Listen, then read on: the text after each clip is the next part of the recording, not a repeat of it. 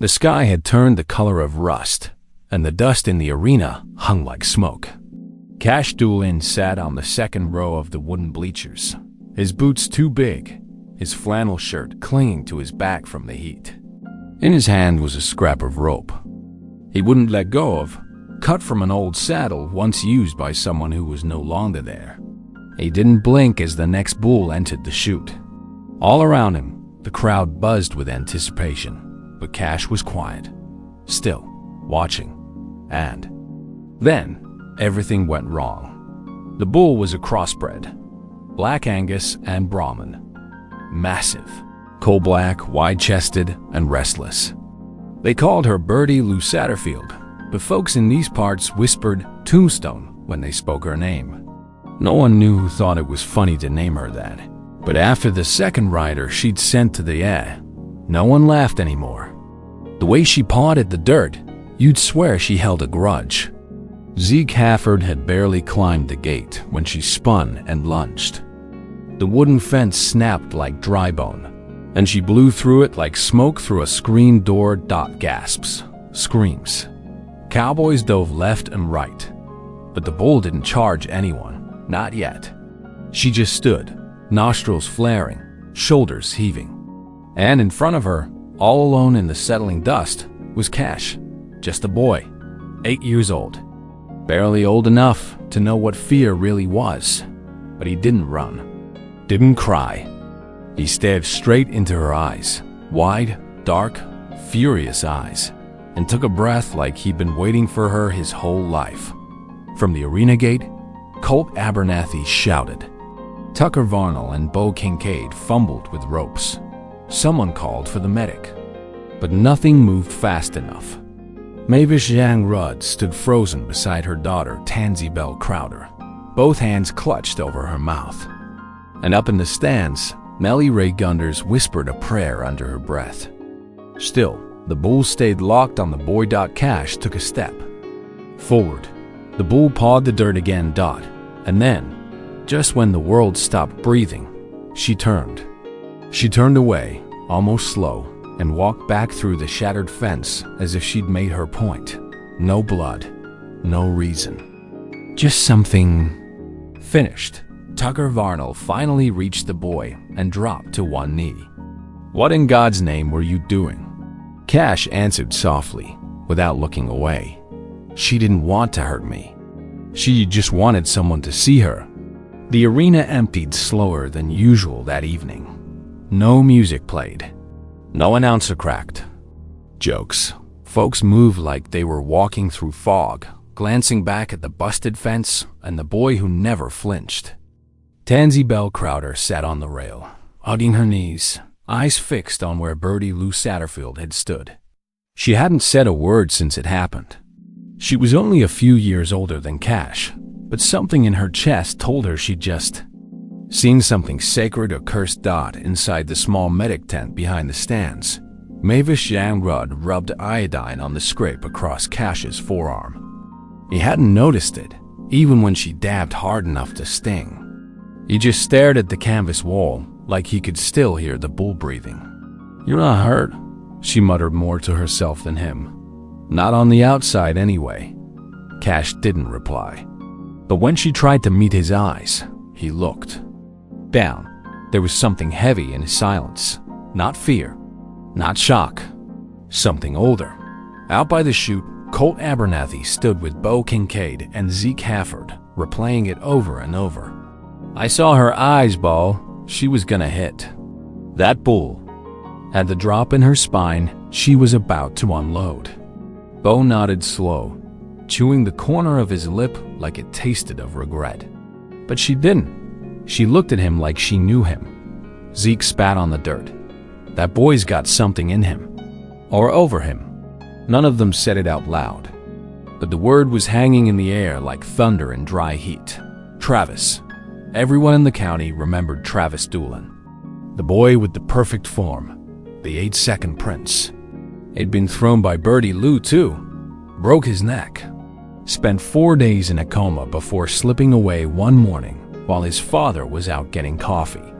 They buried him in boots and a flannel. Cash hadn't said a full sentence for 2 months after that. Back at the truck, Tucker Varnell leaned against the tailgate, staring at Cash. "You scared us all," he said softly, like talking to a skittish horse. "She should have crushed you, son." Cash looked up at him, face calm but distant. "She knew I wasn't Travis." Tucker's throat tightened. There was no smile, no comfort in that statement. Just truth, raw and open. Later that night, as the stars came out and the lights of the arena dimmed, Nellie Ray Gunders sat alone in her kitchen, staring at the newspaper clipping taped to her fridge. A photo of Travis riding Birdie Lou smiling. Underneath, she had written in faded ink, "One rode, one lived." Jim Doolin hadn't stepped inside the old barn in months. Not since the morning they brought Travis's saddle home and laid it across the railing like a folded flag. Dust hung in the air like silence you could breathe, and the wood creaked with every reluctant step. He kept the lights off. Didn't need to see it all. He knew where everything was. Every nail Travis hammered crooked. Every notch carved in. The post where they measured the boys' heights. Cash never quite caught up.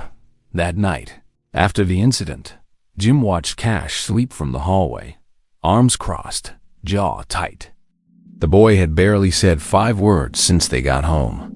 He just climbed into bed, pulled the flannel blanket up to his chin, and turned to face the wall. Jim couldn't decide if it scared him more that Cash wasn't crying, or that he hadn't looked afraid at all. There was something else in his eyes, now something too still. Like something had settled inside him, and it didn't belong to a child dot in the morning. Lottie Sue Farlow knocked on their front porch with a pie and eyes red from crying. "Just checking in," she said, voice trembling as she handed the tin over. Jim nodded and thanked her, but he didn't invite her in.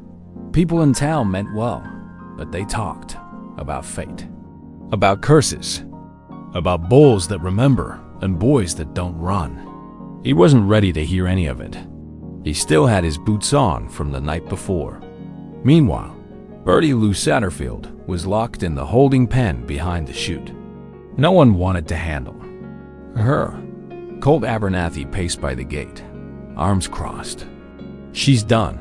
Pull her from the circuit," he told Zeke Hafford. But Zeke just stared at her, as if looking at something older than flesh. "You ever seen a bull act like that? She could have. Good, that boy." Colt shook his head. "Doesn't matter. She scared people. That's worse." Later that afternoon, Cash wandered out to the barn alone.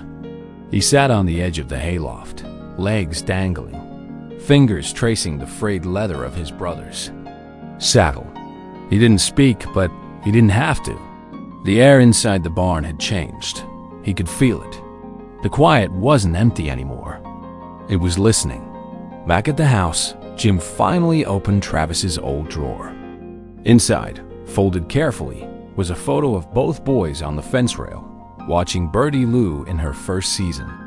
Jim sat on the edge of the bed, staring at it for a long time. "Why him?" he whispered into the dim room. "Why not me?" Cash found her waiting near the rails again.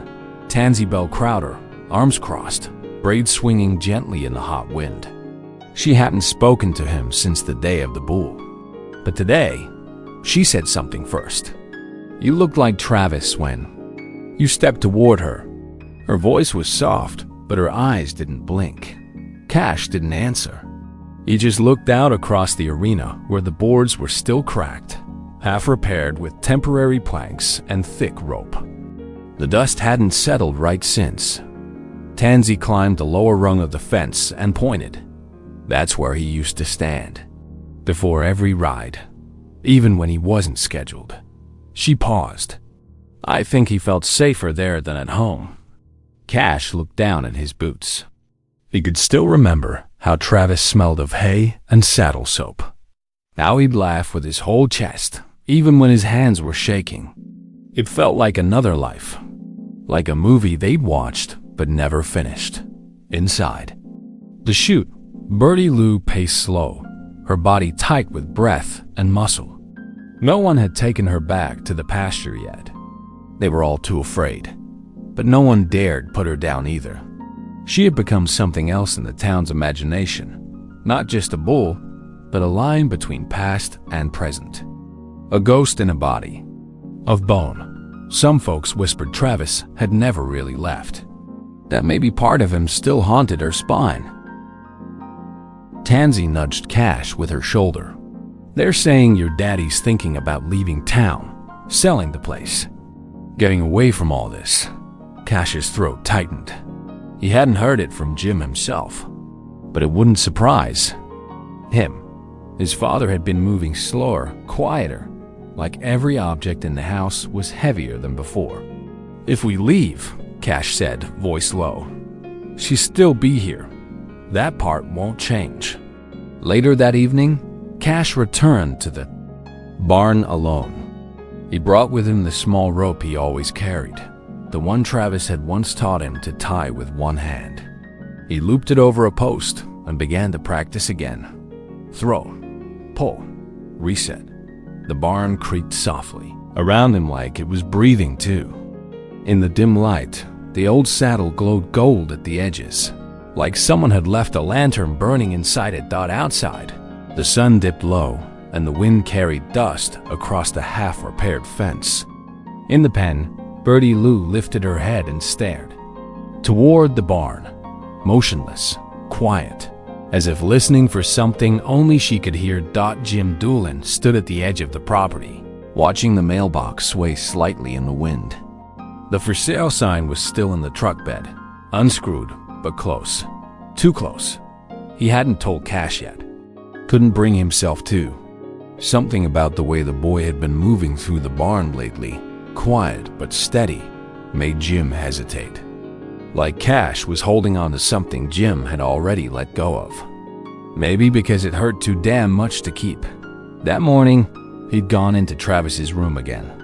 The bed was still made the same way Sally Doolin had left it before she passed. Jim sat on the edge and stared at the old rodeo belt buckle on the shelf. His hand hovered over it, then pulled away. He didn't want to feel the weight of it again. He was tired of waking up and remembering, of every corner in the house whispering his son's name when no one else was home. Down at the arena, Colt Abernethy leaned against the rails, arms crossed, watching Birdie Lou pace. She was different now, slower but more alert, observing instead of charging. "She's thinking," Colt muttered to himself. Zeke Hafford, cleaning gear nearby, looked over. "She ain't done, Colt. That bull's not finished with this place." Colt didn't answer. He just watched her breathe. And somewhere in the dust and creak of boards, he swore he heard footsteps that shouldn't be there. Cash returned to the arena alone that afternoon. He didn't bring rope this time. Just himself, his boots, and Travis's flannel shirt tied around his waist.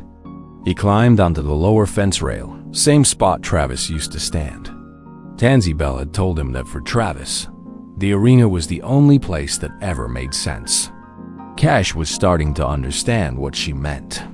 Out here, the noise in his head got quieter. Not gone, just quiet enough to think. Back at the house, Jim finally spoke to the silence in the kitchen. "He's not coming back," he whispered, voice cracked and dry. "But I am." He didn't know who he was talking to. Maybe to himself. Maybe to Travis. Maybe to the memory of his wife brushing crumbs off this same table. Whatever it was, it held him there long enough for the coffee to go cold in his hand as the sun dipped and the wind kicked up again. Birdie Lou turned slowly in her pen, ears twitching. She faced the direction of the fence rail where Cash had been sitting just minutes before. She didn't pace, didn't snort. She just stood still watching, waiting. The morning was thick with heat, but Cash was already by the arena fence before the sun had fully risen. His hands rested on the top rail, his boots dusty, his face quiet. Birdie Lou stood in the far corner of the pen, head lowered, muscles still like coiled rope. It had become a routine now, this silent exchange. No trainers, no cattle prods. Just a boy and a bull, and something neither of them had words for. Cash didn't speak. He just stood there, like he was listening for something deep beneath the dust. Back at the diner, Lottie Sue Farlow was refilling mugs when she overheard the men at table 4. "Kids out there every day now," said Bo Kincaid, stirring sugar into his coffee. "Hasn't missed a morning since the fence broke." Tucker Varnell shook his head. "That bull don't act right around him. Don't act like a bull at all." Lottie set the pot down a little too hard. "Sometimes grief makes ghosts out of both people and animals," she said, half to herself. Later that day, Colt Abernathy found Jim Doolin by the feed bins. "You know, we've got the Junior Riders event coming up," Colt said carefully. "Not the circuit, just the local kids." Cash's name came up. Jim's jaw tightened. "You want to put him on a bull?" Colt raised both hands. "Not to ride, just to walk the pen. Showmanship, confidence building." He paused. "But," he asked, "side he wants to enter, with her." Jim didn't speak. His eyes just dropped to the ground like they couldn't bear to meet that idea head-on. That night, Jim sat on the porch steps while Cash brushed out Birdie Lou's coat through the slats of the pen. The bull didn't flinch. She let him touch her now, gently, slowly, like the weight of his hand meant something. "You know she's dangerous," Jim finally said. Cash didn't turn around. "So was Travis," he replied. "Didn't stop you from loving him." The words hung in the air like dust after a fall sharp. Soft, unforgettable dot inside the house. Cash pulled out Travis's old belt buckle from the drawer. He didn't strap it on, just held it. Ran his thumb over the engraved initials. T.D. There was no ceremony, no music, just a breath, and something inside him that no longer felt like fear. It felt like a step. Outside, Birdie Lou stood by the edge of the pen, facing the fence again. The same spot, the same rail, the same stillness. And for the first time, when she blinked, it looked almost like she was waiting for him. The morning of the Junior Riders event came with a gray sky and a silence that felt heavier than the clouds. Cash stood by the trailer, brushing dirt off his jeans, Travis's old flannel tied around his waist like always. He didn't speak much on the ride to the arena, but he didn't look nervous either. Jim Doolin kept glancing at him from the driver's seat, trying to find something: fear, hesitation, anything. But the boy just stared straight ahead like he'd already made peace with something grown men still feared. By the time they arrived, the stands were filling slowly. Not a full crowd, but enough for whispers to start moving like wind through dry grass. Tansy Bell Crowder sat on the top row with her hands clenched in her lap. Bo Kincaid stood near the announcer booth, arms crossed, brow low. "This ain't just about a kid walking a bull," he muttered to Tucker Varnell. "This is a test. For him. For all of us." Tucker didn't answer. His eyes were locked on the pen where Birdie Lou waited, calm and still, like she knew the day was different. In the holding area, Colt Abernathy gave Cash a quiet nod. No saddle, no rope, just a laid line and trust. "You don't gotta prove anything, son," Colt said softly. "Just breathe and take your time." Cash nodded once. He stepped toward the gate, and when it opened, Birdie Lou didn't bolt or buck. She walked, deliberately, toward him. And when he clipped the rope to her halter, she didn't flinch. She blinked and followed. The arena fell silent. No music, no fanfare, just boots on dirt, and a boy walking a bull that no one had dared touch for weeks. Each step echoed. Jim stood frozen, one hand gripping the railing so tight his knuckles turned white. And then Cash stopped in the center, turned to face the crowd, raised his hand. Birdie Lou stood beside him still, like stone. A long breath passed before she lowered her head slightly, not out of fear, out of something deeper. Recognition. The crowd didn't cheer right away. They didn't know if they were allowed, if it was safe, if it was real. Then Tansy Bell stood and clapped, once, then again. Slowly the sound spread. Applause, cautious at first, then full. Lottie Sue wiped her eyes. Bo Kincaid tipped his hat. Tucker muttered, "Well, I'll be damned." And Jim, he didn't clap. He just whispered under his breath, so low only he could hear it. She chose him, not the other way around. The town hadn't stopped talking.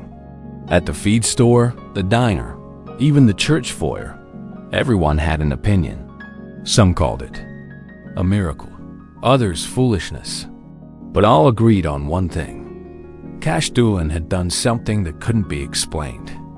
And Bertie Lou Satterfield, once feared and blamed, now stood in the middle of a story no one knew how to finish.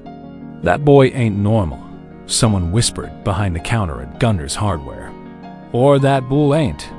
Cash didn't say much about it. He just went back to his routine. Early mornings by the pen, quiet evenings in the barn. But the look in his eyes had changed. He wasn't just visiting Travis's world anymore. He was stepping into it, piece by piece. One morning, he found a photo tucked in the old saddlebag. Travis, at age 10, standing beside Bertie Lou's mother, another black Brahmin cross, just as wild-eyed. Written on the back in faded pen, she only listened to him. That afternoon, Jim sat with Tansy Bell Crowder on the porch swing. "He's not Travis," she said, reading his silence. "But he's trying to carry what Travis left behind." Jim nodded, but his jaw was tight. "He shouldn't have to," he said. "It's not his burden." Tansy looked out toward the barn. "Maybe not, but maybe it's his way through." Jim didn't respond. He just stared at the place where his two sons' paths seemed to cross. Even if one of them was gone, inside the pen, Bertie Lou had stopped pacing altogether. She followed Cash's movements, step for step, as if tuned to something only he could play. Zeke Hafford, watching from the rails, shook his head slowly. "That bull don't act like anything I've ever seen," he said to Bo Kincaid, who stood beside him. "No," Bo replied. "She don't act like a bull. She acts like a memory." That evening, Jim opened the cedar chest at the foot of his bed for the first time since Travis's funeral. Inside was the folded flag, a cracked rodeo belt, and a small stack of letters never sent. Letters to Travis, written but never mailed. Apologies, fears, words too late. He read one aloud, voice trembling. "I should have told you I was proud of you, not just scared for you." Outside, Cash sat by the fence with Bertie Lou resting nearby, head low, eyes closed. He didn't speak. He just leaned against the post, feeling the warmth of her breath through the slats. For the first time in a long while, it felt like someone or something was listening back.